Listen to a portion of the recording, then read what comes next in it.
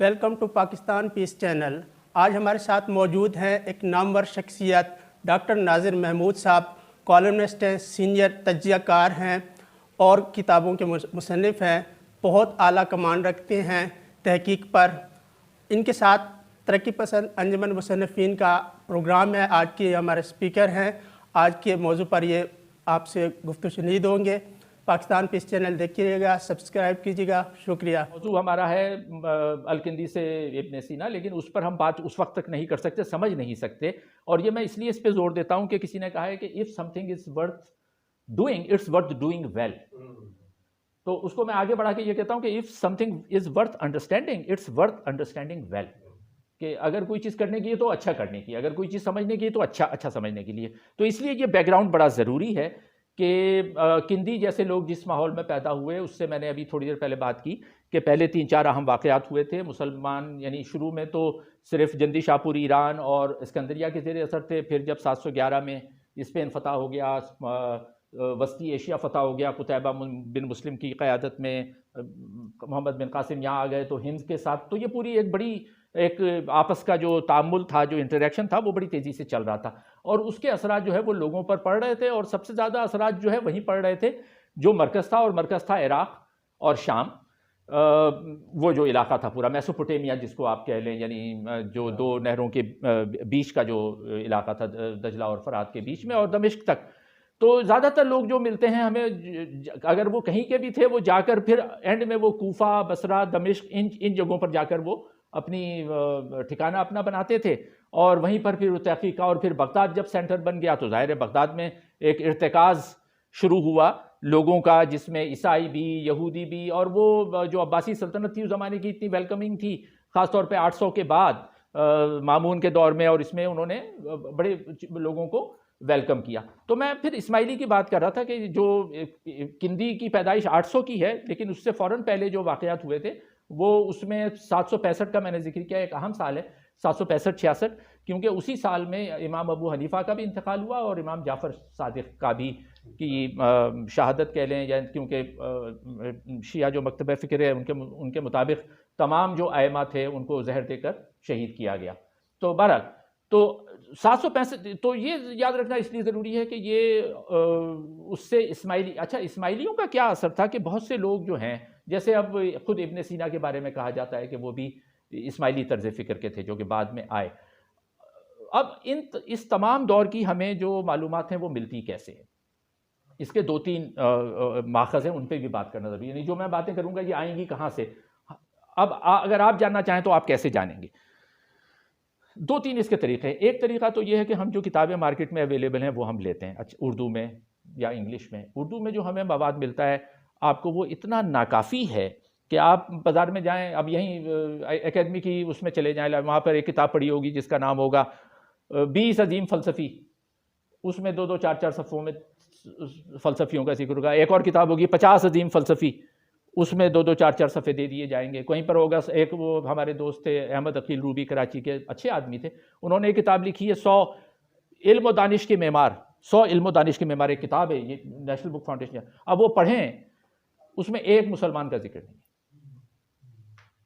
एक मुसलमान, यानी किंदी और फाराबी, सीना, 100 दुनिया के बड़े 100 इल्म व दानिश के मेमार की बात की जा रही है। आप तसव्वुर करें, उसमें वर्जीनिया वुल्फ जैसे लोग हैं, ज़ाहिर है उनका अपना कंट्रीब्यूशन है, लेकिन ये क्या ज़्यादती है।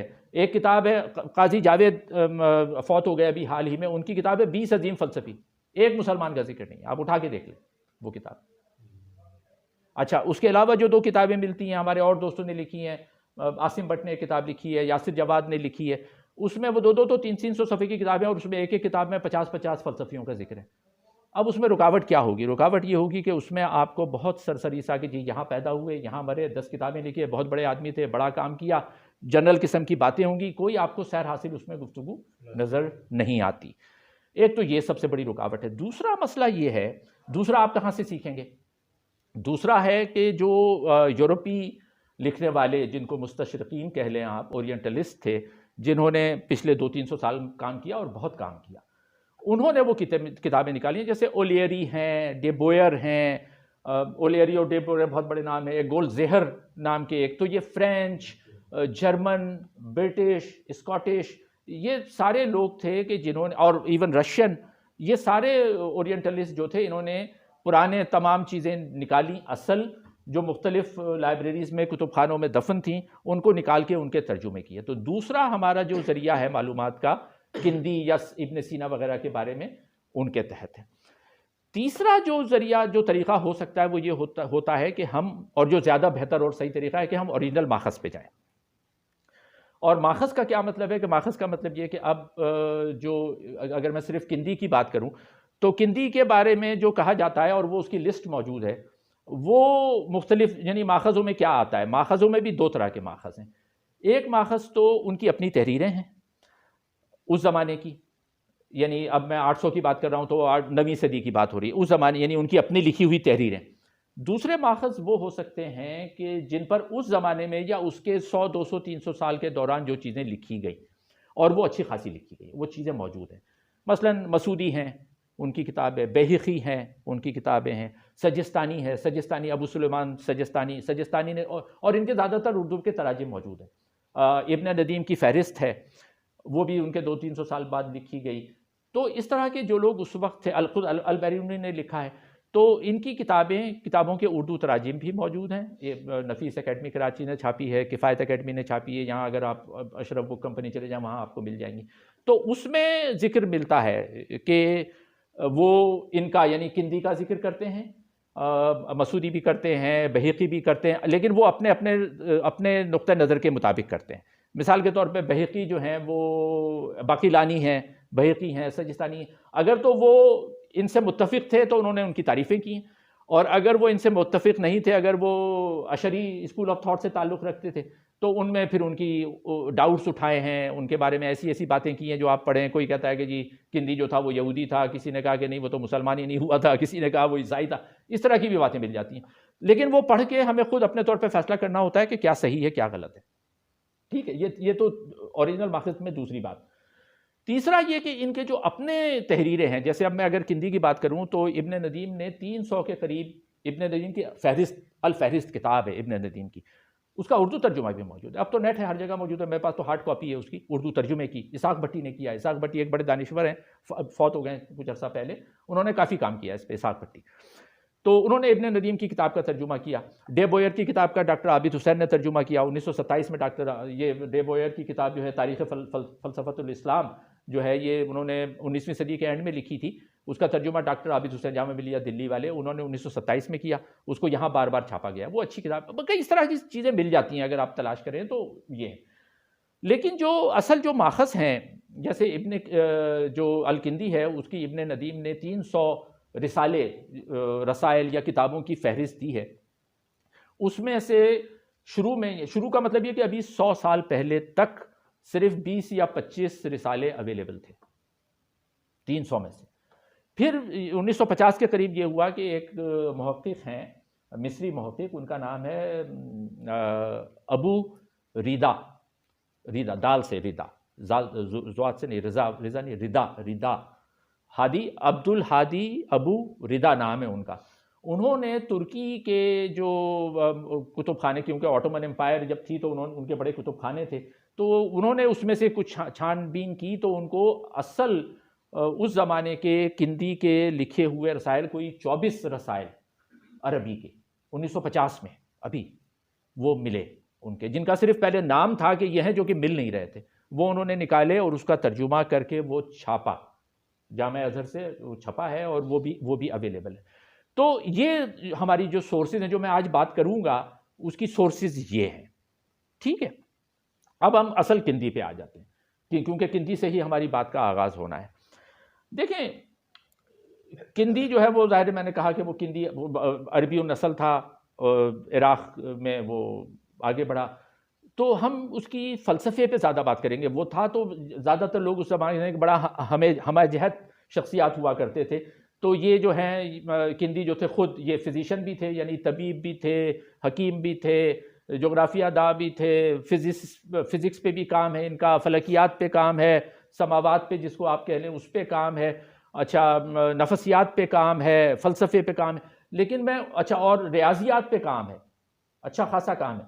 اسی لیے ان کو کہا جاتا ہے کہ جو اس زمانے میں اسکول تھے کہ ان کی کندی کی جو تعلیمات تھیں یا جو کتابیں تھیں ان میں 2-3 اثرات بڑے نمایاں ہیں. ایک تو نو فلاطونی بھی ان کو کہا جاتا ہے، ارسطوطالس یعنی ارسطوٹل کی، پلیٹو یعنی جو 3 جو تھے حکمائے قدیم، جو سقراط، ارسطو اور افلاطون اور ارسطو، ان کی تعلیمات.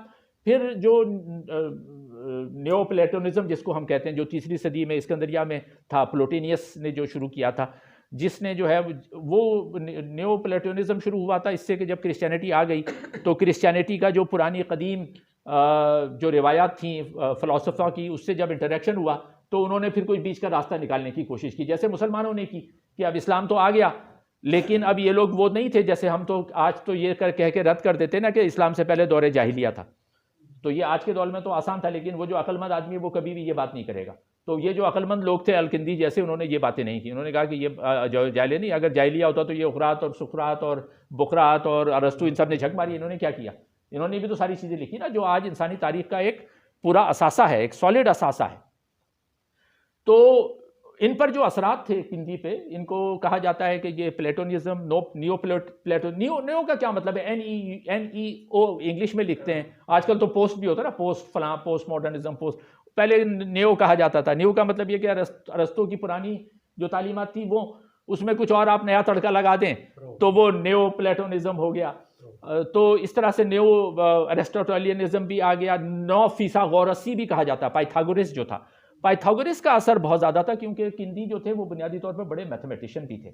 تو فیثاغورس کی تعلیمات، تو ہم ان کی جب چیزیں پڑھتے ہیں تو اس میں میتھمیٹکس کا بہت زیادہ اثر ملتا ہے.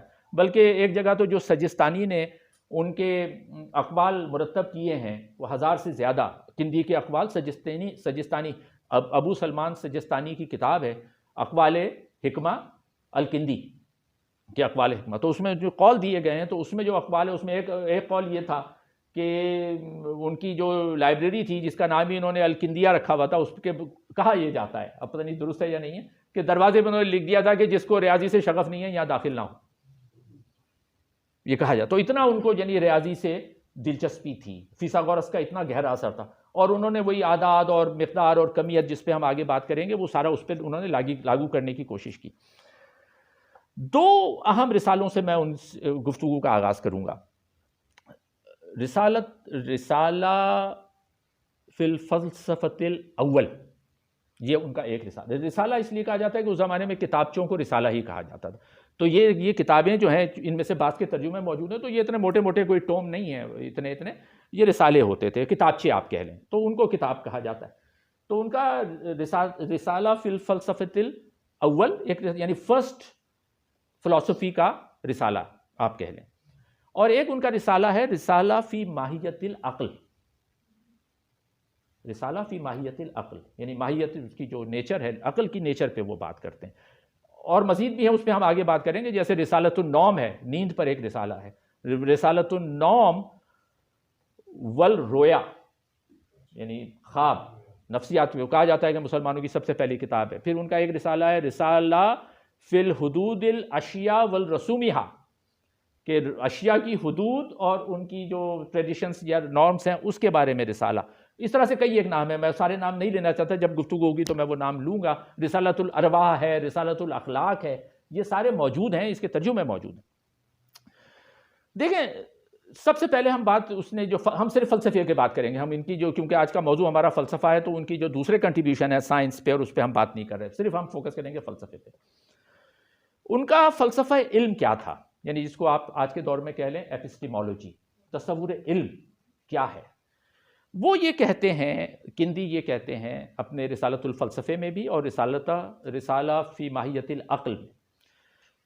فلسفے کو تو وہ سمپلی کہتے ہیں، وہ ارسطو کی تعریف کو فالو کرتے ہیں، کہتے ہیں کہ یہ صداقت کی تلاش ہے، صداقت اور حکمت کی تلاش کو فلسفہ وہ کہتے ہیں. ٹھیک ہے. اور اس میں پھر وہ عقل کو شامل کرتے ہیں اور وہ یہ کہتے ہیں کہ جو علم ہے، علم کا حصول جو ہے وہ 3 طریقوں سے ممکن ہے. عقل یہ پہلا طریقہ ہے، حواس جس کو آج کے دور میں سینس پرسیپشن کہا جاتا ہے، سینس پرسیپشن، حواس، اور تیسرا تخیل. کہتے ہیں یہ 3 علم حاصل کرنے کے یہ 3 ذرائع ہیں، لیکن ان میں جو سب سے اولا ہے، جو جس کو وہ فلسفہ اولا سے ملاتے ہیں، اپنے رسالہ فلسفۃ الاولا سے جو ملاتے ہیں، وہ کہتے ہیں جو اولا ہے، جو علم کا ذریعہ، وہ عقل ہے. علم کے 3 ذریعے، عقل، دوسرا میں نے کیا کہا، حواس آپ کے حسیت، سینس پرسیپشن، اور تیسرا امیجینیشن. اور ان 3 میں وہ کہتے ہیں کہ سب سے اولا جو ہے وہ عقل ہے. اور اچھا، اب ذرا عقل پہ بات کرنے کی ضرورت ہے نا، کہ عقل کا آپ ترجمہ عقل کو کیسے سمجھیں گے. عقل کے لیے مختلف الفاظ استعمال کیے جاتے رہے ہیں ابھی تک. عقل کا ایک ترجمہ تو ہے انٹلیکٹ، جس کو آپ کہتے ہیں، یعنی عقل جو ہے وہ 3-4 چیزوں کا مجموعہ کے طور پہ اس کو سمجھا جا سکتا ہے. کہ ایک تو جس کو انگلش میں کہتے ہیں انٹلیکٹ، انٹلیکٹ کو آپ کہتے ہیں خرد. تو ایک تو یہ عقل کی تعریف ہوتی ہے. دوسرا جو اس زمانے میں استعمال ہوتا تھا اور آج کل بھی ہوتا ہے، اس زمانے میں جو ہوتا ہے وہ، اور آج جب ترجمے اس کے ہوئے تو ریزن.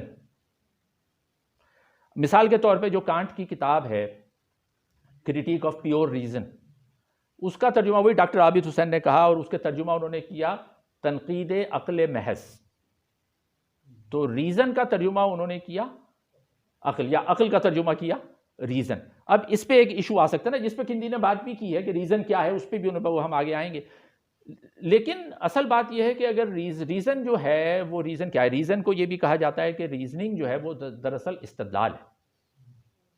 اور استدلال کس سے نکلا ہے؟ استدلال کا لفظ نکلا ہے دلیل سے، یعنی دلیل کرنے کے عمل کو استدلال کریں. اور عربی میں جیسے اگر اس آ جائے، جیسے استعمال، عمل کرنے کا عمل جو ہے وہ استعمال ہو، کسی کام کو عمل میں لانا، اسی طرح دلیل کرنے کا عمل جو ہے وہ استدلال کہلاتا ہے.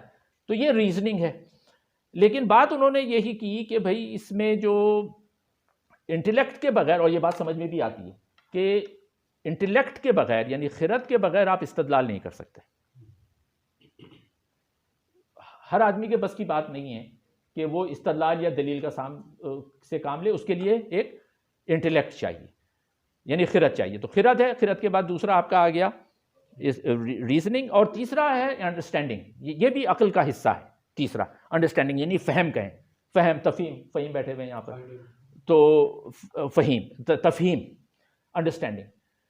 اچھا، اب جو ریزن کی جب بات ہوتی ہے کہ ریزننگ یا استدلال جو ہے وہ اگر عقل کی بنیاد ہے تو کیا یہ سب میں ہے یا نہیں ہے؟ تو اب اس کو پھر یہ عقل کو کندی کیا کرتے ہیں کہ اس کو مزید کھول دیتے ہیں نا، اور وہ کہتے ہیں کہ جی عقل کی قسمیں ہیں. اور وہ پھر عقل کی قسموں پہ بات کرتے ہیں، جس کو کہہ لیں آپ اقسام عقل. اور وہ بنیاد اٹھاتے ہیں، ظاہر ہے اس میں سے بہت ساری چیزیں انہوں نے پہلے والوں سے لی ہیں، جیسے ارسطو سے لی ہے. ایک اسکندر آف افروڈائسی ہوتے تھے، الیگزینڈر آف افروڈیسیس، انہوں نے کہا بھی عقل پہ کام ہے. تو انہوں نے بہت سی چیزیں دوسروں سے لی، پھر اس میں کچھ چیزیں ایڈ کی اور اس کو آگے بڑھایا. تو ہم یہ اس بحث میں نہیں جاتے کہ کون سی چیز کہاں سے لی گئی ہے. ہم اس پہ بات کرتے ہیں کہ خود کندی نے عقل کو کیسے بیان کیا ہے. تو جو ارسطو کا تھا، ارسطو نے کہا تھا کہ جی عقل 2 طرح کی ہوتی ہیں. ایک تو ہے عقل جو ہے وہ، اس کو انگلش میں اس کا ترجمہ کہا جس کو فعال عقل، عقل فعال کہا گیا. عقل فعال، ایکٹیو ریزن. میں جو ہے وہ ریزن کے زیادہ انٹلیکٹ کو ترجیح دیتا ہوں. عقل کا ترجمہ میں انٹلیکٹ کو زیادہ، کیونکہ ریزننگ ایک ذرا الگ چیز ہے. انٹلیکٹ جو ہے وہ بنیادی ایک صلاحیت ہے، انٹلیکٹ ہونا چاہیے جو میں نے کہا کہ استدلال کے لیے. تو ارسطو نے یہ کہا تھا، تو انہوں نے یہ یہاں سے لیا. اور ارسطو نے ہی کہا کہ ایک تو ہے جو عقل اولا ہے، یعنی جو سب سے پہلی عقل ہے وہ عقل فعال ہے، ایکٹیو ہے. اور ارسطو نے یہ بھی کہا کہ دوسری جو ہے وہ پیسو ہے. ایک ایکٹیو عقل ہے، ایک پیسو عقل ہے. اور پیسو عقل کو ترجمہ کیا جا سکتا ہے امکانی، عقل امکانی. ٹھیک ہے، عقل فعال اور عقل امکانی. یہ ارسطو سے انہوں نے لیا، اور لے کر جو کندی نے کہا کہ جی جو عقل اول ہے وہ تو خدا کے پاس ہے. اب میں سمجھتا ہوں اس نے بھی اپنی جان بچائی نا، کیونکہ وہ سمجھتے تو بہت ساری چیزیں ہوں گے، لیکن جو معتزلہ کا حشر ہو رہا تھا، کیونکہ معتزلہ کا حشر اس لیے ہو رہا تھا کہ وہ تو خالصتاً الہیات کی گفتگو میں پڑ گئے تھے نا. سائنس سے ان کا تعلق نہیں تھا معتزلہ کا اتنا. یہ سائنسداں تھا خود. تو اب اس نے دیکھ لیا تھا کہ اگر میں نے اسی پہ چلا گیا، میں جس پہ معتزلہ گیا، تو مجھے بھی جوتے پڑنے. تو اس نے اپنے آپ کو کہا کہ جی پہلی عقل تو وہ اول تو وہی ہے. ٹھیک ہے، وہ بنیاد ہے. تو اس نے پھر عقل کی 4 قسمیں کندی نے بتائی ہیں. ایک تو اس نے یہی کہا کہ وہی جو ارسطو نے کہی ہے کہ جس کو آپ عقل اول کہہ لیں، جو ایکٹیو عقل ہے یا فعال عقل ہے. دوسری کندی نے کہا کہ دوسری عقل ثانی ہے، اور اس کا تعلق جو ہے وہ حواس کی دنیا اور قوا کی دنیا سے ہے. یعنی انسانی، اب ہم اس دنیا اوپر سے نیچے آ گئے. ریزننگ کے لیے ایک اور جو استعمال کیا جاتا ہے، ریزن جو کہتے ہیں نا کہ فرسٹ ریزن، اس کے لیے کاز کا بھی لفظ استعمال کیا جاتا ہے. اب ذرا کاز اور ریزن کے فرق کو بھی سمجھنے کی ضرورت ہے. دیکھیں کاز، ہم عام طور پہ گفتگو میں انگریزی میں ہم کہتے ہیں کہ جی اس کا ریزن بتاؤ، ہم چاہیے یہ ہوتے ہیں کہ اس کا کاز بتاؤ. اب کاز اور ریزن میں فرق ہے، یہ سمجھنا چاہیے. کاز تو ہے سبب، جو اصل ہے وہ سبب ہے، علت، بالکل صحیح، علت سبب ہے. لیکن جو ریزننگ ہے that is the explanation of the cause, how you explain it.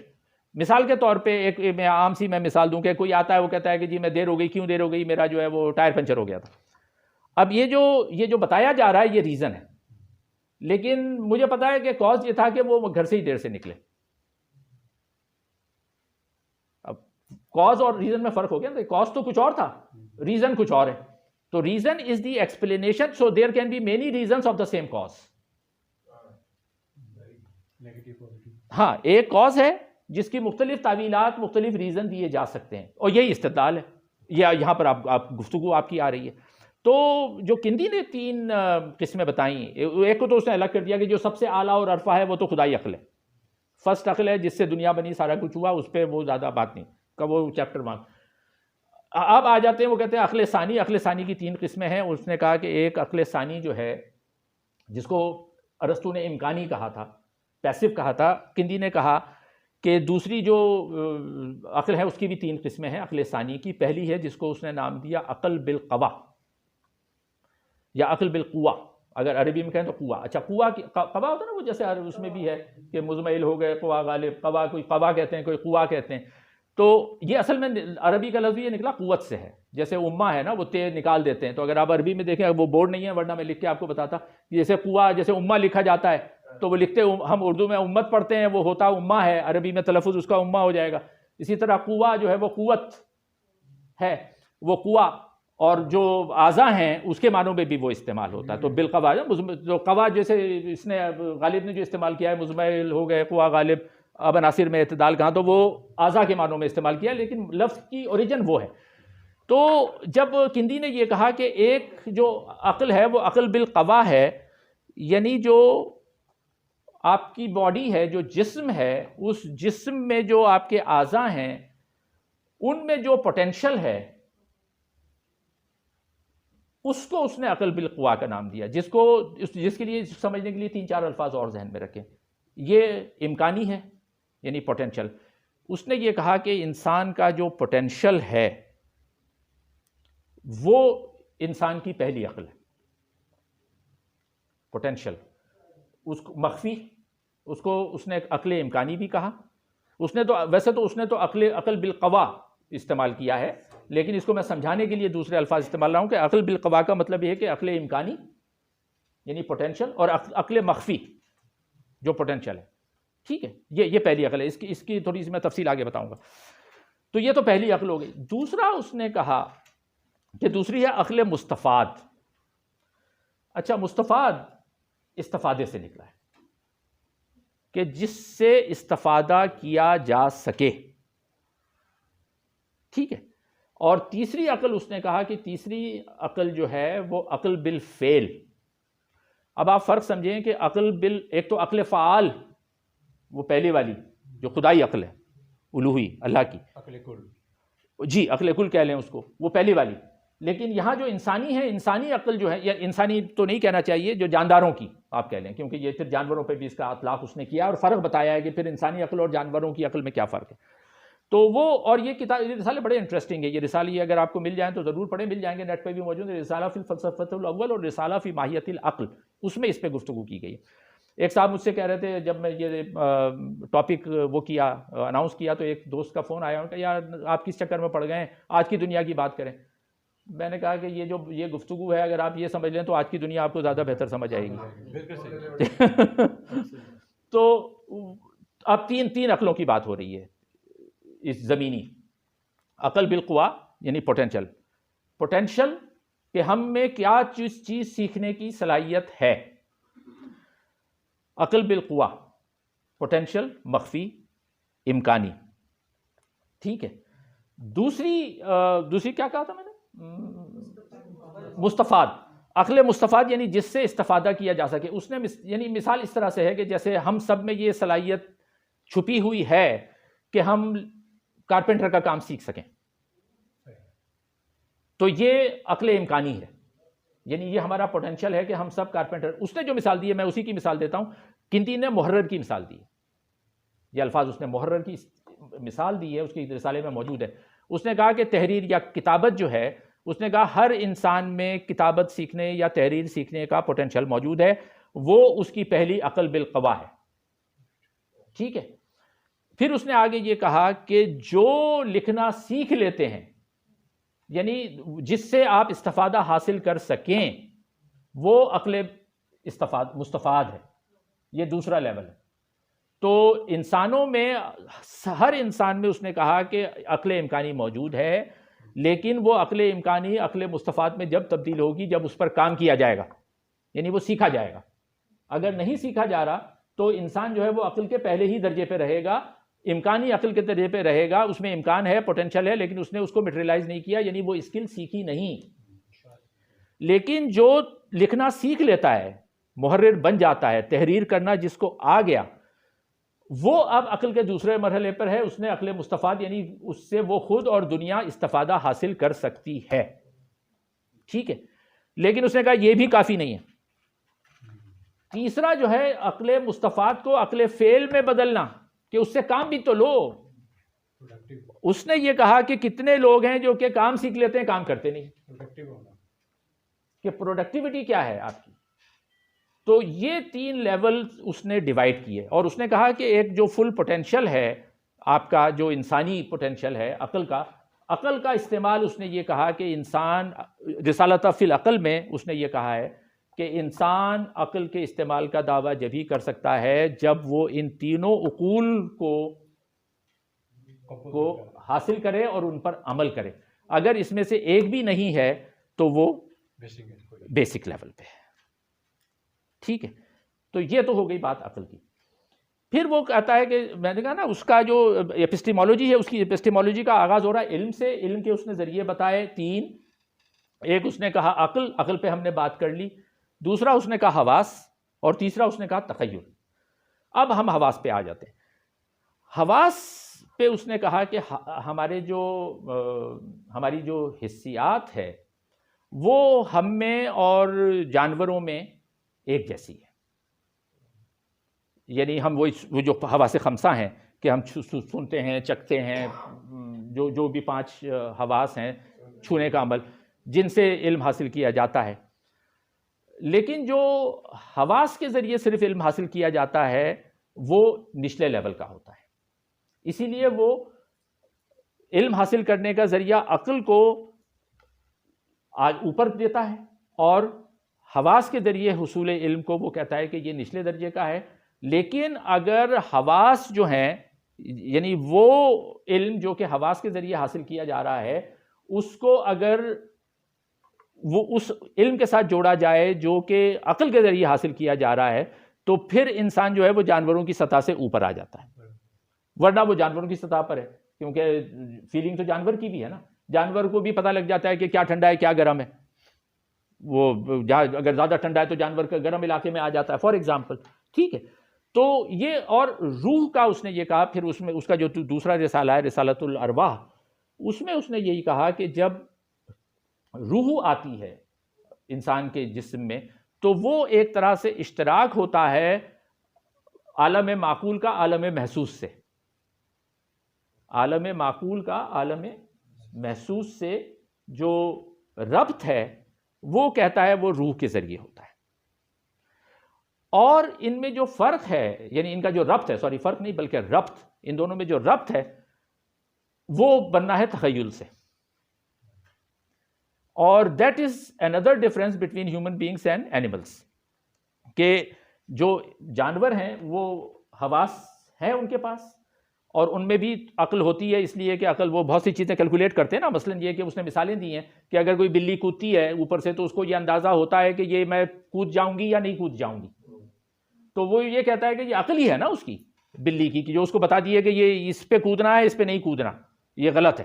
تو ہم یہ نہیں کہہ سکتے کہ جانور کے پاس عقل نہیں ہے، لیکن وہ عقل اس کی صرف عقل بالحواس ہے وہ، اور اگر تخیل ہے بھی تو بہت چھوٹا ہے.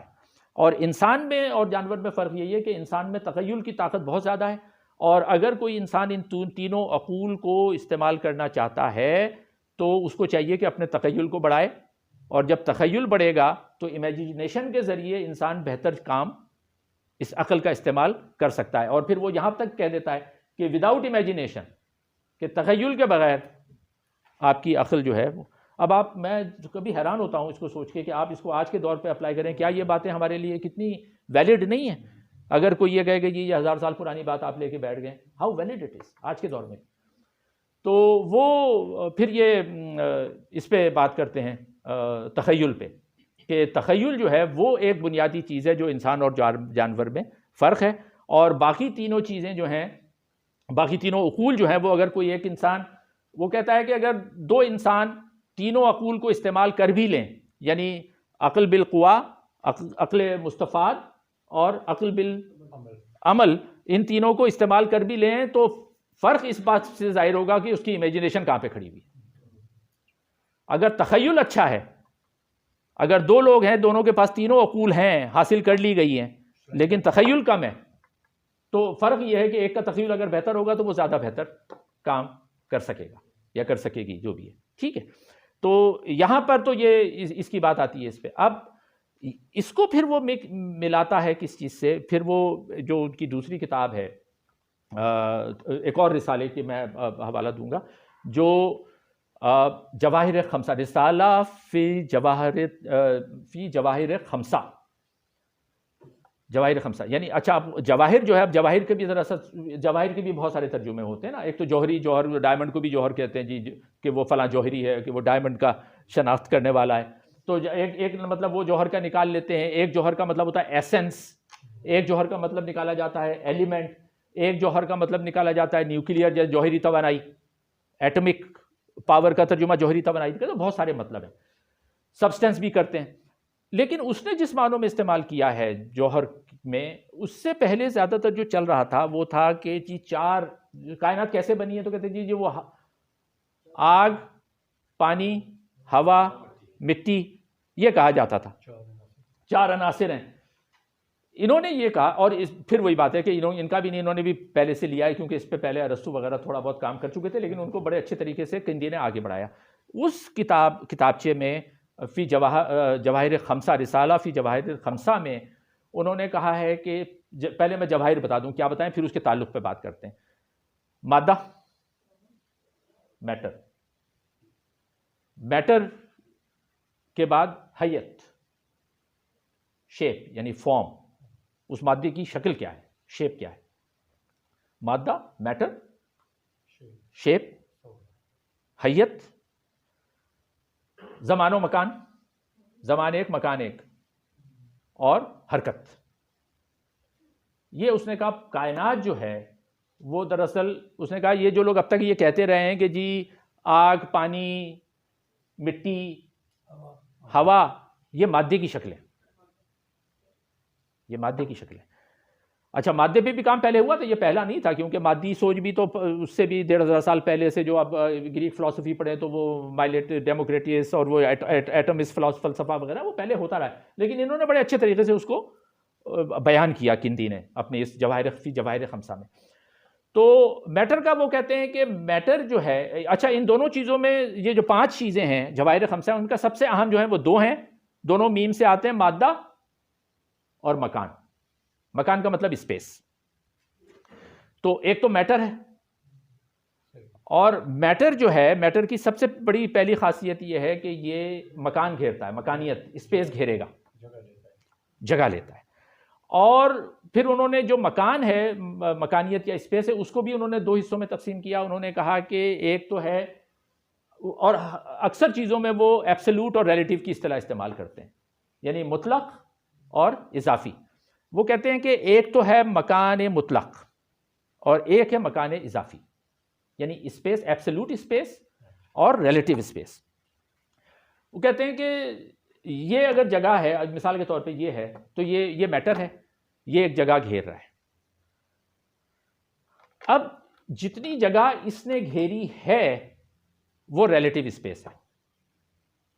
ایبسولوٹ اسپیس یہ ہے، یعنی جو مکان مطلق ہے، کہ اگر میں اس کو ہٹا بھی دوں تو اسپیس تو ہے، اسپیس تو اپنی جگہ پر ہے. تو یعنی اگر میٹر ہے یا نہیں ہے، اسپیس تو ہے. اور پھر وہاں سے پھر وہ بات نکلتی ہے، پھر وہ معتزلہ پہ جاری ہے، کیونکہ وہ اسینشلی یہ معتزلہ سے بہت متاثر تھے. تو پھر وہ جو پچھلے گفتگو میں ہم نے بات کی تھی وہ اسپیس تقسیم والی، پھر وہاں سے وہ لامکانی کا کانسیپٹ آ رہا ہے کہ خدا کو تو لامکان کہا جاتا ہے نا، لاہوت لامکان، کہ پھر عالم لامکان ہے. تو اب اگر عالم لامکان ہے، کیونکہ لامکان میں ایک کہنا کیوں ضروری تھا خدا کے لیے کہ لامکان ہے، اس لیے کہ اگر ہم نے لامکان نہیں کہا ہمارے ساتھ شامل ہو جائے گا، تو پھر وہی تقسیم والی بات آ جائے گی کہ پھر وہ جسم ہے اور جسم کی حد ہے، اور وہ جسم جو ہے وہ جگہ گھیرتا ہے تو وہ یہاں تک ہو سکتا ہے، یہاں سے آگے نہیں ہو سکتا. تو اس لیے لامکان. وہ مجھے ان کا شعر یاد آ رہا ہے اپنے اسلم گرداس پوری کا. انہوں نے شعر کہا ہے کہ مکانوں کے ہمارے مسئلے ہیں، ہمارے ہوتے ہیں نا مسئلے، کہ کرایہ کا مکان ہے، بدلنا ہے، یہ ہو گیا. تو کہتے ہیں مکانوں کے ہمارے مسئلے ہیں، وہ خود تو لامکان ٹھہرا ہوا ہے. تو وہ لامکان ایسے ہی نہیں کہا جاتا. لامکان کہ تو انہوں نے یہ کہا کہ کندی نے یہ کہا کہ مکانیت دو طرح کی ہے، ایک تو ایبسولوٹ اور ایک ریلیٹیو. ریلیٹیو وہ ہے کہ جو مادہ جو جگہ گھیر رہا ہے وہ آپ کی ریلیٹیو ہے، جو فرق ہے اس کی مکانیت الگ ہے، اس کی مکانیت الگ ہے، اس کی مکانیت الگ ہے، ٹھیک ہے. لیکن ایبسولوٹ یہ ہے کہ جب یہ مادہ آپ ہٹا بھی دیں گے تو وہ اسپیس اپنی جگہ پر رہے گی. اچھا، پھر انہوں نے کہا کہ یہ جو دوسرا اس کا ایلیمنٹ ہے حیت کا، کہ مادے کا تعین اس پر بھی ہوتا ہے کہ اس کی شیپ کیا ہے، اور ہمیں صرف مادے کو نہیں دیکھنا ہوتا، مادے کے ساتھ ساتھ ہمیں اس کی شیپ کا تعین کرنا. اور وہاں پر پھر وہ کوانٹٹی لاتے ہیں، وہی فیثاغورس آ جاتا ہے. اور پھر وہ کہتے ہیں کہ ان چیزوں کو آپ سمجھ ہی نہیں سکتے، کہ جب وہ کہتے ہیں کہ ان ساری چیزوں پہ میتھمیٹکس حاوی ہے، مقدار حاوی ہے، مکان پہ بھی مقدار حاوی ہے، اور زمان پہ بھی مقدار حاوی ہے، اور مادے پہ بھی مقدار حاوی ہے، اور حیت پہ بھی مقدار حاوی ہے. اور اسی لیے خدا لامکان ہے، کیونکہ خدا پہ مقدار اپلائی نہیں کر سکتے آپ. Make sense. ایک لاجک تو ہے نا، ایک فلسفہ، یہی فلسفہ ہے، یہی فلسفہ ہے، ہاں یہی فلسفہ ہے. وہ مطلب وہ راستے نکالنا ہے نا ادھر ادھر، وہ بچنے کے، کیسے اپنی وہ بات بھی ہو جائے اور پکڑ بھی نہ آئے اور قانون بھی اپلائی ہو جائے. تخیل، ایگزیکٹلی یہ تخیل کا استعمال ہے. ہمیں امیجن کہ وہ سارا یہ سوچ کے کہہ رہے ہیں. اچھا، سب سے اہم بات پھر جو آخری جو جواہر خمسہ میں جو بات کا ایلیمنٹ ہے حرکت، وہاں پر پھر وہ ملتا ہے روح سے. وہ یہ کہتے ہیں کہ حرکت مادے کو کسی جو روحانی کیفیت میں لانا، یعنی کہ وہ زندہ ہو جائے، جو جاندار ہو جائے، چاہے وہ جانور ہو یا انسان ہو. وہ کہتے ہیں کہ روح دراصل جو ہے وہ حرکت ہے. یہ بڑی امپورٹنٹ بات ہے. اگر یہ سمجھ میں آ جائے نا، تو جو بات ہم لوگ کہتے ہیں کہ یار اگر روح نہیں ہے تو انسان مر گیا تو کہاں گیا؟ اب ڈیڈ باڈی آپ تصور کریں کہ ڈیڈ باڈی ہے، ڈیڈ باڈی میں کیا ہے؟ میٹر ہے، میٹر ہے یا نہیں ہے؟ حیت ہے، مکان ہے، کیا چیز نہیں ہے؟ تو وہ یہ آج کی اگر میں مثال دوں آپ کی، آج کے دور کی مثال دیں، گاڑی ہے، ہم گاڑی سٹارٹ کرتے ہیں. اب جو لوگ کہتے ہیں نا کہ جی یہ مر گیا تو روح کہاں گئی؟ گاڑی کو سٹارٹ کیا تو وہ حرکت ہے، گاڑی کو بند کیا تو کیا گاڑی کی روح تھی جو ختم ہو گئی؟ کیا ہوا؟ گاڑی کو بند کیا تو ختم ہو گئی نا. تو کیا ختم ہوا؟ ہم یہ تو نہیں کہیں گے کہ جی گاڑی کی روح ختم ہو گئی. گاڑی میں تو روح ہوتی ہے. گاڑی میں کیا ہوتا ہے؟ حرکت ہی ہوتی ہے نا. وہ حرکت رک گئی.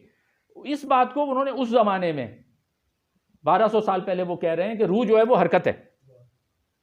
اور حرکت رکنے کا مطلب یہ ہے کہ روح ختم ہو گئی. لیکن پھر اس کو وہ ایک دوسرے رسالے میں جس پہ بحث کرتے ہیں اس کا کنیکشن بنتا ہے وہ رسالہ. میں اب یہ تھوڑا تھوڑا کر رہا ہوں کیونکہ لمبی ہو جائے گی گفتگو, آپ لوگ بور ہو جائیں گے, ٹائم بھی ہو رہا ہے.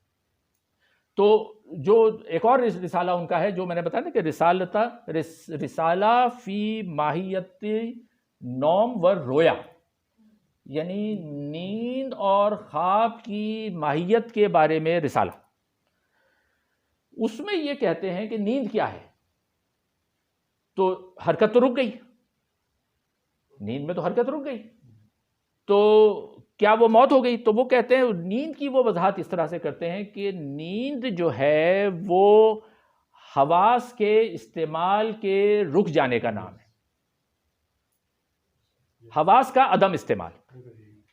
نیند جو ہے وہ حواس کا عدم استعمال ہے, اور جیسے ہی حواس کا استعمال شروع ہوتا ہے نیند ٹوٹ جاتی ہے.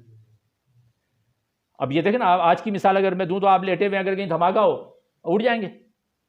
تو کیا ہوا کہ جو نیند میں جو حواس جو حس تھی سننے کی وہ جو نہیں کام کر رہی تھی, جب اس کو توڑ دیا گیا, اس حد کو توڑ دیا گیا اور اس حس نے کام کیا ایک خاص لمحے پہ جا کے, تو نیند سے اٹھ گئے. تو وہ یہ کہتے ہیں کہ نیند جو ہے, نیند کی وضاحت انہوں نے کی کہ نیند جو ہے وہ حواس کا عدم استعمال ہے جب آپ اس کو استعمال نہیں کر رہے. اور خواب کیا ہے, رویا, وہ کہتے ہیں کہ حواس کا عدم استعمال مگر عقل کا استعمال. اچھا, پھر وہ وہاں پر دو کی جو روح کی جو وہ اقسام الگ الگ بتاتے ہیں, تو وہ یہ کہتے ہیں کہ روح جو ہے, روح کو وہ نفس کہتے ہیں, اور وہ کہتے ہیں ایک ہے نفس ناطقہ اور ایک ہے نفس حیوانی. تو کہتے ہیں نفس حیوانی تو سب میں ہے, جانوروں میں بھی ہے, لیکن جو نفس ناطقہ ہے یہ خدا نے براہ راست انسان کو دی ہے, کیونکہ پھر وہ بتاتے بھی ہیں نا کہ وہ جو کلام کا مسئلہ ہے, ناطقہ جو پہلا کلام تھا جو علم کلام بھی ہے, تو وہ کلام کیا ہے, بعض یہی کہا جاتا ہے کہ جی دنیا کا آغاز کلام سے ہوا, کن. تو جو علم الکلام والے ہیں وہ یہ بھی کہتے ہیں کہ دنیا کا آغاز کلام سے اگر کن نہ کہا جاتا تو شاید دنیا نہ بنتی.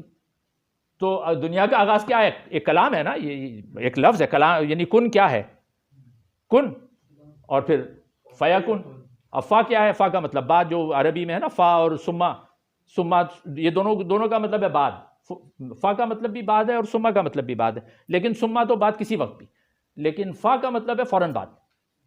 تو جب یہ کہا جاتا ہے کن فیا کن, تو کن ہو جا اور پھر فوراً ہو جا, ایک دفعہ ہوا پھر ہو گیا. تو وہ یہ کہتے ہیں کہ جی جو چونکہ آغاز نطق سے ہوا ہے, کلام, نطق اور کلام ایک ہی چیز ہے, تو کائنات کا آغاز کلام سے ہوا ہے, اور کلام کیا تھا, کن. تو اس لیے خدا نے جو نفس ناطقہ ہے, وہ نفس ناطقہ یعنی ناطقہ بولنے والی, کلام کرنے والی روح, وہ انسان کو منتقل کی. ٹھیک ہے. تو وہ یہ کہ پھر آگے جو اس کتاب الرویا میں جو وہ بتلاتے ہیں کہ نفس ناطقہ جو ہے, جو پھر انسان اور جانور, حیوان, نفس ناطقہ اور نفس حیوانی کے جو فرق, جو امیجنیشن انہوں نے ایک جگہ بتایا ہے, پھر اس کے ساتھ ساتھ انہوں نے یہ دوسرا بتایا ہے. اب میں ذرا تیزی سے چلتا ہوں, ایک اور رسالے کی طرف آتا ہوں, کیونکہ یہ اگر میں اس کی تفصیل میں چلا گیا تو ایک ہی رسالے پہ 1 گھنٹہ بھر لگ جائے گا. ایک اور ان کا رسالہ ہے رسالہ فی الدافع. اچھا, نام تو بہت لمبے ہیں لیکن میں مختصر کر کے بول رہا ہوں تاکہ ہماری سمجھ میں آ جائے. فی الدافع احزان, احزان حزن کی جمع ہے نا, حزن کیا, دکھ, درد. تو ان کا یہ رسالہ ہے فی الدافع, یعنی رسالہ یعنی درد, دکھوں سے بھگاؤ کا. دافع جیسے ہوتا ہے دافع بلیات, بلاؤں سے, تو کہتے ہیں دافع احزان, دکھوں کو بھگانے کا رسالہ. اس میں وہ دکھ کی تعریف کرتے ہیں اور دکھ کو وہ بتاتے ہیں. دکھ کے بارے میں وہ یہ کہتے ہیں کہ اچھا, پھر وہ لیتے ہیں اس سے مدد پھر ارسطو سے. ارسطو کے 4 جس کو وہ کہتے ہیں عربی میں امہات الفضائل, یعنی فضائل کیا, جو ایک نا فضیلت, ایک اچھا کام کہہ لیں, یہ افضل ہے, یہ چیز اس سے افضل ہے, اچھا کام. تو وہ جو فضائل ہیں وہ اچھے کام ہیں, اور امہات الفضائل یعنی اچھے کاموں کے بھی اچھے کام 4.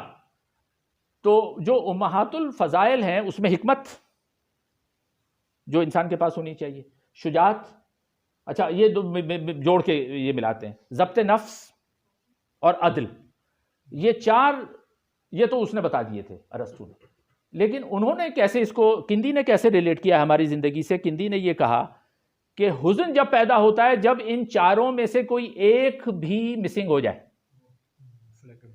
تو غم جو ہے، جو دکھ ہے، وہ یہ چار امہات الفضائل میں سے کسی ایک بھی فضل کا، اچھے چیز کا.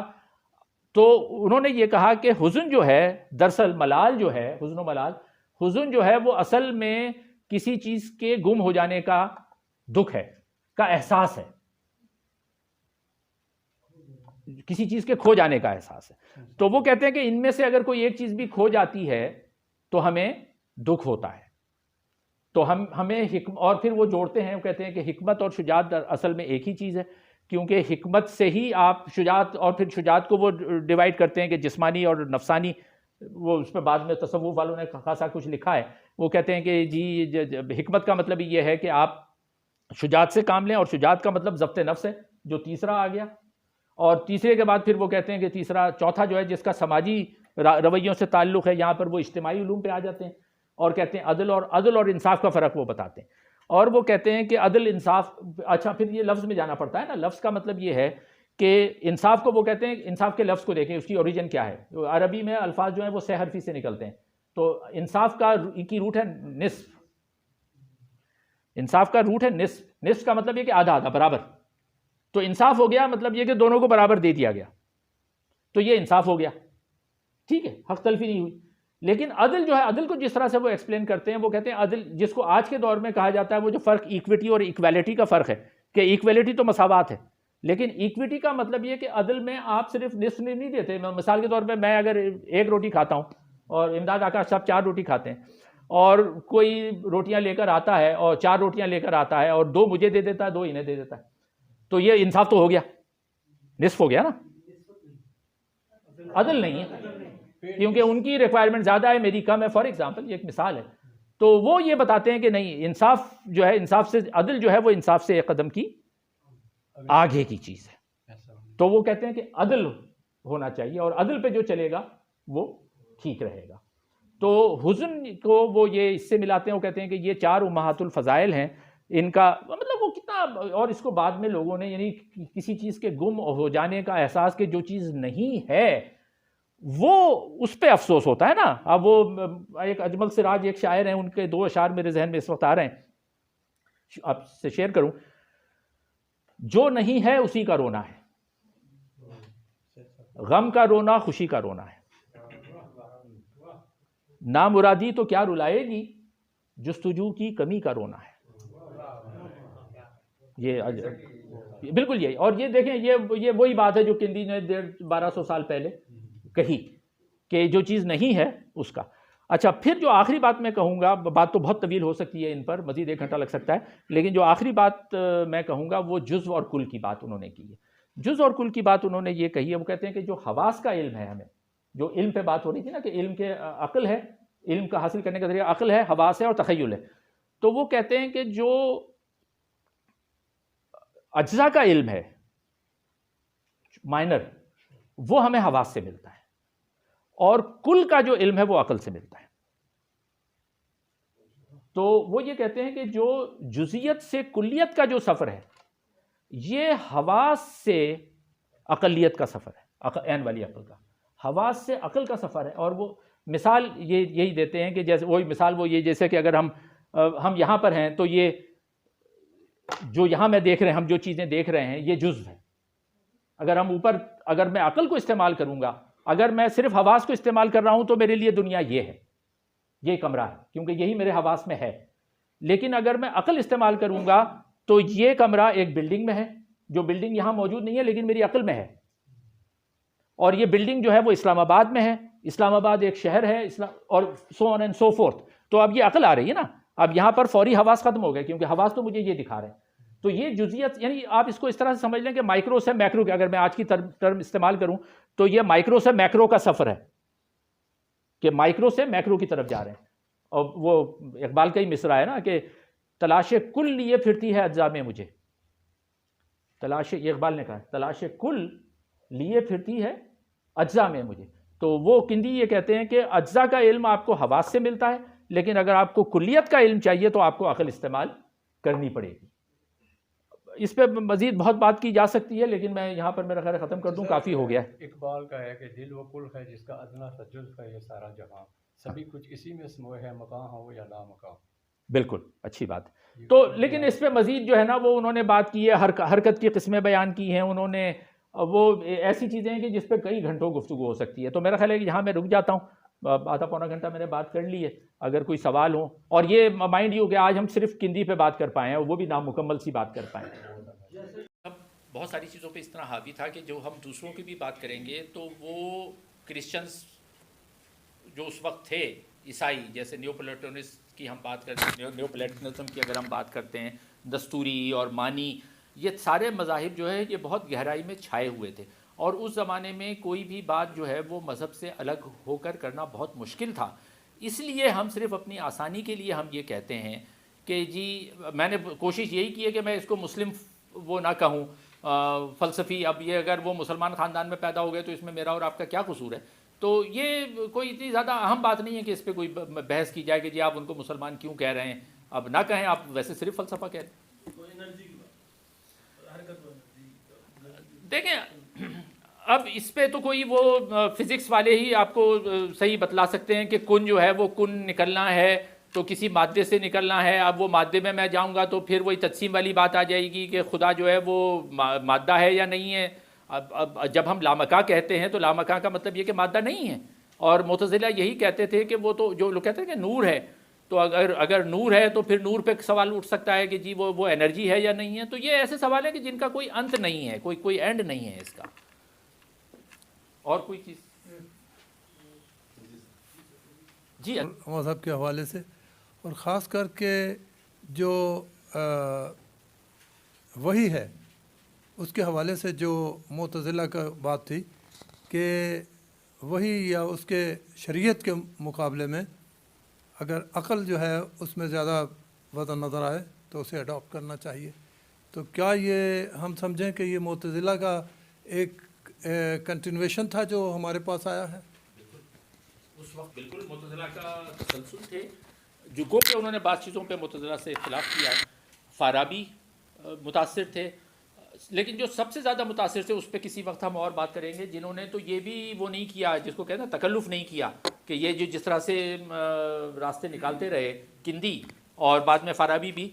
رازی جو تھے, ذکریہ رازی, انہوں نے تو سب کو ٹھکانے لگا دیا. انہوں نے تو وہ جو بات کبھی ہوگی اس کو تو میں بالکل ریکارڈ نہیں کرنے دوں گا, کیونکہ ان کی اور یہی وجہ ہے کہ رازی کو اتنا وہ نہیں ملتا. ہمارے یہاں رازی سے امام رازی ذہن میں آتے ہیں, وہ فخر الدین رازی جو ان کے 200-250 سال بعد ہوئے. جو ذکریہ رازی تھے وہ تو سب سے زیادہ ریشنلسٹ اس زمانے کے جتنے فلاسفہ ہیں, اسی لیے ان کے بارے میں اتنا کم میٹر موجود ہے. نہ اردو میں کتابیں ہیں, نہ لکھا جاتا ہے, نہ اردو والے اس کو بس صرف ایک آدھ صفحہ ملے گا آپ کو, زیادہ چیزیں نہیں ملتی. لیکن اس کی اگر آپ رازی کی آپ تفصیلات پڑھیں نا تو رازی نے تو کوئی لگی لپٹی نہیں رکھی ہے بہت ساری چیزوں میں. بالکل وہ بالکل یعنی ایسا ہے کہ وہ پڑھ کے تو, خاص طور پہ وہ ایک کتاب ہے عبد الرحمن بدوی ہیں, ان کی ایک کتاب ہے تاریخ الالحاد فی الاسلام.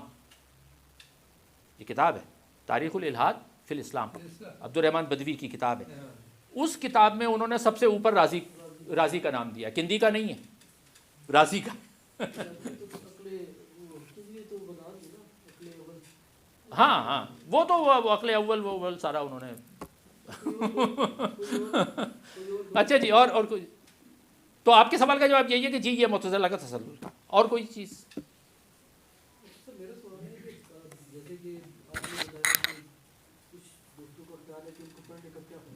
جی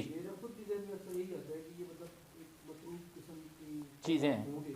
اسی لیے جب ہم بھی فلسفے کو دیکھتے ہیں تو یہ وہ یونان سے شروع کرتے ہیں اور پھر مطلب یورپ کے جو بعد میں آئے امریکہ سے جو ہے ان کو ہی, اور جو کتابیں بھی لکھی ہوئی میرے خیال سے مطلب صوفیز ورڈ ہیں یا جو جیوٹ نے لکھی ہے کسی نے اپنے یاد ہے, ان میں بھی فلسفیوں کا کوئی اتنا خاص ذکر ملتا ہی نہیں ہے وہاں پہ بھی. تو کیا وجہ ہے کہ مطلب ایک طرف تو مطلب ہمارے تو یہ سوچ اس وجہ سے ہے کیونکہ مسلمانوں میں ویسے ہی عقل کی کام ذرا کم ہوئے تو ہم ویسے ہی ان کو رد کر دیتے. جنہوں نے کیے ہیں وہ بھی وہاں پہ بھی نظر انداز ہے, یہاں پہ بھی نظر انداز ہے. اور ضمنی سوال یہ ہے کہ راضی صاحب نے بات کی کہ رشد اور راضی کا بیسک کام میں اس لحاظ سے کیا فرق تھا؟ مطلب میں تو سمجھتا ہوں کہ ابن رشد کا تھوڑا کام الحیات سے لگ ہی تھا مطلب اس میں. دیکھیں راضی سمجھ لیں کہ اگر ابن رشد کا کسی کو پیشرو مانا جائے گا صحیح معنوں میں تو وہ راضی کو مانا جائے گا. حالانکہ یہ سب نے ایک دوسرے سے سیکھا، لیکن ابن رشد کا پیشرو میں البیرونی کو نہیں کہوں گا، اس لیے کہ البیرونی نے راضی پہ تنقید کی. البیرونی کہتے ہیں کہ راضی جو ہیں وہ بہت آگے چلے گئے الحاد میں، اور یہ غلط ہے. ابن رشد نے نہیں کی. ابن رشد جو ہیں وہ راضی کے زیادہ بڑے فالوور ہیں. تو یہ بات آپ کی ٹھیک ہے کہ راضی اور Ibn Rushd are much closer to each other than other فلاسفہ اس دور کے جو تھے. دوسرا سوال تھا کہ ان کو اگنور نظر انداز کرنے والے یہاں سے وہ دراصل ڈیتھ آف فلاسفی کا جو کانسیپٹ ہے. دیکھیں ان کو نظر انداز کرنے کی ایک پہلی بات تو یہ کہ ان کی چیزیں دبی بہت رہی نا. جیسے یہ ہوا کیا کہ یہ بہت ساری کتابیں ان کی جلا دی گئیں، جو ریئیکشن ہوا تو خود، اب میں وہ بات میں نے نہیں کی، خود کندی کو اینڈ میں جب وہ ہی واز 60 ایئر اولڈ، تو جب معتزلہ کے خلاف جب تشدد ہونا شروع ہوا تو بعض کتابوں میں یہ لکھا ہے کہ ان کو 50 کوڑے مارے گئے، اور وہ اس کے جواب میں مارے گئے جو 50 کوڑے لگا واسق نے، اس کے مامون کے بیٹے واسق نے جو امام احمد بن حنبل کو 50 کوڑے لگائے تھے، اس لیے کہ وہ خلق قرآن کے اس پہ یقین نہیں رکھتے تھے امام احمد بن حنبل، تو ان کو کوڑے لگائے گئے تھے امام احمد بن حنبل کو. یہ میں بات کر رہا ہوں 845 کی، اور کندی کو کوڑے لگائے گئے ہیں 860 میں، 15 سال بعد. تو ایک طرح سے بدلہ لیا گیا جب، یعنی وہ کہتے ہیں نا کہ وہ حالات تبدیل ہوئے، اور جب معتزلہ کو ٹارگٹ کیا جانے لگا تو یہ سب سے پہلے بڑے ٹارگٹ تھے یہ. تو ان کا آخری دور خاصا خراب گزرا، کیونکہ رہے زندہ تو یہ کوئی 75 سال رہے کندی، لیکن وہ کوڑے لگنے کے بعد ان کا آخری جو دور تھا، کہتے ہیں ان کی نظر بہت کمزور ہو گئی تھی، اور بہت یہ برے حالات میں پھر یہ رہے ان کے ساتھ جو کچھ ہوا. تو یہ کہتے ہیں بس گوشہ نشین ہو گئے تھے یہ. تو ایک تو یہ وجہ ہوئی کہ ان کی بہت ساری کتابیں جلا دی گئیں. دوسرے یہ کہ جو کتابیں تھیں وہ کتب خانوں میں دفن ہو گئیں. دفن اس طرح سے ہو گئیں کہ کسی نے نکالے. ابھی بھی کہا جاتا ہے کہ ہزاروں کی تعداد میں مکتوبات اور چیزیں موجود ہیں. آج کے دور میں آپ دیکھ لینا کہ ہم میں سے کتنوں کو یہ توفیق ہے کہ جا کے یہاں آرکائیو میں چلے جائیں. ہم پاکستان کی تاریخ پہ اتنی باتیں کرتے ہیں، کتنے لوگوں کو یہ ہے کہ جا کے پاکستان کی آرکائیو میں جا کے اوریجنل ڈاکیومنٹس نکالیں اور چیزوں کو ہم پروف کریں کہ یار یہ صحیح تھا، یہ غلط تھا. کتنے لوگ کرتے ہیں؟ نہیں کرتے. اب 100-200 سال اور گزر جائیں گے، وہ ساری چیزیں پڑی ہوئی دبی رہیں گی وہاں پر. تو اس طرح سے تاریخ گم ہو جاتی ہے. اس پہ ایک کتاب بھی ہے لاسٹ ہسٹری کر کے. تو اس طرح سے ہسٹری لاس ہو جاتی ہے. تو کریڈٹ جاتا ہے ان کو، یورپینس کو، جو میں نے چند ایک نام لیے کہ انہوں نے چیزیں نکالی، اس کے ترجمے کیے 18ویں 19ویں صدی میں، اور پھر 20ویں صدی میں کام ہوا. تو اب کہیں جا کے وہ ساری چیزیں آ رہی ہیں. جی رؤف صاحب. اچھا، ایک تو بہت اعلیٰ تھی اور بہت ڈیپتھ تھی اور اکیڈمک اورینٹیڈ تھی اور آپ کی بہت زبردست ریسرچ تھا. ایک تو ایک چیز بڑی واضح ہو جاتی ہے کہ وزڈم صرف یہ نہیں ہوتا کہ آپ نے کوئی بہت بڑی بات کی، بلکہ کہ جو اویلیبل انفارمیشن سے آپ نے بات نکالنی ہے، اس کو آگے چلانا ہے. یہ کنٹریبیوشن بہرحال یہاں ویزیبل ہے، ہندی کے یہاں بھی ہے، اور مطلب کہ ایک ٹرانزیشن جو آپ کی وجہ.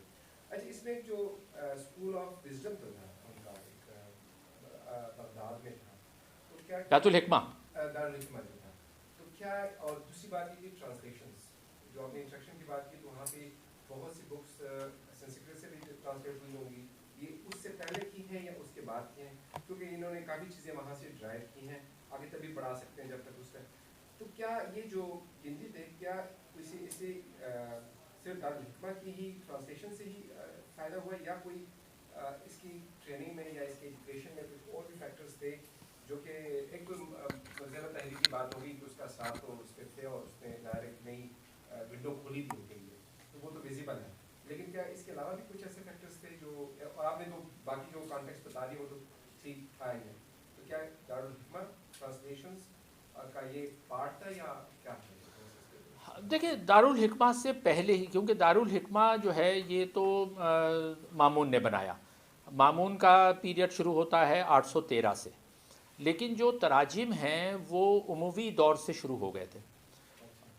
اور اگر میں صحیح ایگزیکٹ اگر آپ نام جاننا چاہتے ہیں تو ایک جو سب سے بڑا ابتدائی نام آتا ہے وہ خالد بن یزید، جس کے بارے میں بعض لوگ کہتے ہیں کہ یہ اسی یزید یزید ملعون کا بیٹا تھا، بعض کہتے نہیں یہ اس یزید کا بیٹا نہیں تھا، کسی اور یزید کا بیٹا تھا، خالد بن یزید نام تھا، عمرہ میں سے تھا، اور اس کے بارے میں کہا جاتا ہے کہ اس نے بہت اس کو فیور کیا، وہ خود علم کا شوقین آدمی تھا اور چونکہ امیر تھا تو اس نے کتابیں منگائیں، جمع کیں، پھر جو چونکہ انٹریکشن کی وجہ سے یہودی عیسائی سارے لوگ وہاں جمع ہو رہے تھے تو وہ ان کو اس نے مواقع مہیا کیے، اور اس کے بعد پھر جب عباسی آ گئے تو عباسی کا دور جو 750 سے شروع ہوا تو یہ دارالحکمہ سے پہلے ہی بہت زیادہ تراجم ہونے شروع ہو گئے تھے۔ ہندی کا آپ نے حوالہ دیا، جو 2 اہم ترین کتابیں انڈیا سے ترجمے ہوئیں وہ ایک تو سدھانت کہلاتی ہے جو کہ ریاضی کا تھا، اور وہی ہندی کے جو عادات تھے، ڈیجٹس تھے ہند سے، وہ پھر وہاں منتقل ہوئے، جس پہ پھر آگے موسیٰ خوارزمی نے کام کیا جو کہ ان کا ہم اثر تھا الکندی کا، موسیٰ خوارزمی، تو وہ، اور دوسری پنچ تنتر ایک کتاب ہے جو کہانیوں کی ادب کی کتاب ہے، اس کا ترجمہ ہوا، اور بھی بہت ساری کتابیں، تو انڈیا سے انٹریکشن تھا۔ دارالحکمہ کا رول اس کے بعد شروع ہوا جب وہ مامون کے دور میں جب وہ اسٹیبلش ہوا، لیکن ادر فیکٹرز بھی تھے کیونکہ اور بھی دوسرے لوگ تھے جو کہ چونکہ دیکھیں کسی بھی معاشرے میں اب ایک شہر ہے تو اس میں ہر چیز کو حکمران روک نہیں سکتے، جیسے آج نہیں روک سکتے، تو اگر حکمران جو کچھ کرتے بھی رہے ہوں تو لوگ وہاں پر تھے، ایسے عمرا تھے کہ جو علم و فضل کے دلدادہ تھے اس کو وہ کرتے تھے، پیسے دیتے تھے اور چیزوں کو آگے بڑھاتے تھے، تو بہت سارے فیکٹرز تھے۔ آپ کا جو میں اس کا جواب دینا میں بھول گیا، آپ کو جو سوال تھا نا کہ فلسفے کا، کہ ہمارے یہاں تو فلسفے کو یہ سمجھا، اصل میں ایک وجہ یہ بھی ہے کہ فلسفے کو بیان کیسے کیا جا رہا ہے جو ہمارے ہاں، اور یہ صرف بات فلسفے پہ نہیں لاگو ہوتی، یہ کسی بھی علم پہ لاگو ہوتی ہے۔ ہمارے ہاں فلسفے کیا، تاریخ کو بھی، اگر تاریخ کو بھی اچھی طرح سے نہیں سمجھایا جا رہا اور لوگوں کی سمجھ میں نہیں آ رہی، یعنی اس کا ابلاغ نہیں ہو رہا، تو لوگ تاریخ سے بھی بھاگتے ہیں دور کے، یا کیا کس چکر میں پڑے ہوئے ہیں آپ تاریخی باتیں، یہی فلسفے پہ بھی ہے۔ تو جو اس میں جو انٹرسٹ لوگوں کا دلچسپی کم ہونے کی ایک وجہ ہے، وہ ایک وجہ یہی ہے کہ وہ لوگ نہیں ہیں جو کہ چیزوں کو آسان الفاظ میں لوگوں تک پہنچا سکیں، ابلاغ کر سکیں۔ اگر فلسفے کو بھی میرا خیال ہے کہ آسان الفاظ میں سمجھایا جائے تو لوگوں کی سمجھ میں آتی ہیں باتیں۔ اور کوئی چیز؟ غلطی کا ایک کلیریفیکیشن چاہوں گا کہ 5ویں صدی سے 12ویں صدی تک جب چرچ کے زیر تسلط مغربی جو فلسفہ، خاص طور پر جو یونانی فلسفہ تھا، وہ دبا رہا، اور 5ویں اور 12ویں صدی کے درمیان مسلمان جو ہے وہ حکماں نے یونانی ادب کو اور ان کی جو فلاسفہ، یعنی 3 بڑے جو مشہور سقراط، سقراط اور ارسطو، ان کی تعلیمات کو بچایا۔ اور پھر جب 12ویں صدی آتی ہے اور پھر منگولوں کا حملہ ہوتا ہے، اور جہاں سے مسلم جتنا بھی ان کی جو انہیریٹنس بچائی ہے، اب ان کے جو فروغ دینے کا وقت آیا تو اس ٹائم ان کے سیاسی، یعنی کہ سلطنت عباسیہ ختم کی گئی، اور پھر تقریباً 40-50 سال تک مسلمان چونکہ سیاسی جب اقتدار ختم ہوا تو ٹوٹل وہ تصوف پر جو ہے وہ ڈیپینڈنٹ ہو گئے۔ لیکن تصوف کے اوپر چارجز لگائے جاتے ہیں، تو آپ اس کو مطلب کتنا وہ پولوٹ ہو چکا ہے، اس کو کیسے آپ نے کلینس کرنا ہے، آپ نے جو ہے اس کا سوال کا جواب دیتے ہوئے مسلم جو تصوف ہے اس کے اوپر یہ چارج لگایا جاتا ہے کہ اس میں یونانی بھی ہے اور عیسائی بھی ہے اور ہندوازم کا بھی جو اثرات ہیں، بدھزم، ہاں۔ اور ایک یہ ہے کہ جب ہم عقل کل کی بات کرتے ہیں کہ عقل کل اسی صورت میں ہم حاصل کر سکتے ہیں جب کلینسنگ ہوگی، تصوف کا ہی واحد جو ہے وہ سورس ہے۔ اگر ہم باطن کی کلینسنگ کرتے ہیں تو بودھا کا تصور آتا ہے کہ اس نے کس طریقے سے صفائی کی، اور اگر ہم اسلام کے دیے ہوئے طریقے کے مطابق کرتے ہیں تو وہ تو الٹیمیٹ ہم ڈیسٹینیشن پا لیتے ہیں۔ ان تمام کنفیوژنس کے درمیان ہم کہاں کھڑے ہیں؟ دیکھیں اس کو مزید اس پہ گفتگو 2-3 تصوف کو تو مزید چیزوں میں بات کیے بغیر سمجھا نہیں جا سکتا۔ وہ جو کبھی اگر گفتگو ہوئی اس پہ اور آپ لوگوں کی دلچسپی ہوئی تو جو اشعری اور ماتوریدی اسکول آف تھاٹ ہیں اس پہ بات کرنا ضروری ہے، کیونکہ وہ ان کا پھر انٹریکشن ہوا، کیونکہ جو لوگ آگے جو مفکر کہہ لیں، حکمہ کہیں یا نہ کہیں، مفکرین تو تھے نا، جیسے الغزالی تھے، ان کا تصوف میں ایک وہ ہے، تو انہوں نے کیسے اشعری اسکول آف تھاٹ سے، اچھا پھر خود اشعری کے اندر بعض وہ لوگ جو کہ پہلے معتزلہ تھے، خود ابو الحسن اشعری جنہوں نے اشعری اسکول آف تھاٹ کا آغاز کیا، وہ شروع میں معتزلہ تھے، اور اس زمانے میں جو بڑے نام تھے اللہ اور نظام، ان کے اسکول مدرسوں میں وہ پڑھتے تھے، لیکن پھر وہ ان کے خلاف ہو گئے۔ تو بغیر دیکھیں یہ جو آپ کا سوال ہے یہ اچھا سوال ہے، لیکن اس کو کانٹیکسٹ اسٹیبلش کیے بغیر اس کو سمجھا نہیں جا سکتا۔